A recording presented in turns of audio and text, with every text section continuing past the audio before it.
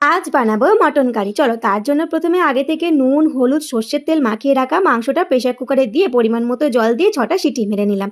এবার এইদিকে কড়াইতে সর্ষের তেল দিয়ে আলুর মধ্যে নুন দিয়ে আলুটাকে লাল লাল করে ভেজে তুলে নিলাম। তারপর দিয়ে দিলাম তেজপাতা আর পেঁয়াজ কুচি। পেঁয়াজটাকে লাল লাল করে ভাজা হয়ে গেলে দিয়ে দিলাম সিদ্ধ করা মাংসটাকে। মাংসটা ভাজা হতে হতে এদিকে আমি একটা মশলা মেটে নেবো। তার জন্য দিয়ে দিচ্ছি মিক্সার বাটিতে আদা, রসুন, টমেটো কুচি, শুকনো লঙ্কা, কাঁচা লঙ্কা, গোটা গরম মশলা দিয়ে মশলাটাকে খুব ভালো করে বেটে নিলাম। এবার মাংসটা ভাজা হয়ে গেলে দিয়ে দিলাম সেই মশলা বাটাটাকে। বেশ কিছুক্ষণ ধরে নেড়ে ছেড়ে দিয়ে দিলাম মিক্সার বাটি ধোয়া জলটাকে। তারপর দিয়ে দিলাম নুন, হলুদ আর কাশ্মীরি লঙ্কার গুঁড়ো দিয়ে একটু নেড়ে চেড়ে দিয়ে দিলাম ভেজে রাখা আলুগুলো। ব্যাস, তারপর দিয়ে দিলাম অল্প অল্প করে সেই মাংস সিদ্ধ করার জলটা দিয়ে বেশ কিছুক্ষণ ধরে কিন্তু মাংসটা আমি এইভাবে কষিয়ে নেবো। তারপর যে বাকি জলটা থাকবে সেই জলটা দিয়ে ঢাকনা দিয়ে বেশ কিছুক্ষণ ধরে রেখে মাংসটাকে আমি সিদ্ধ হতে দেবো।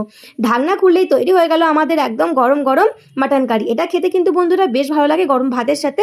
আর এটা কিন্তু আমাদের বাড়ির সবার প্রিয় মটন কারি। তো তোমাদের ভিডিওটি ভালো লাগলে লাইক করে চ্যানেলটি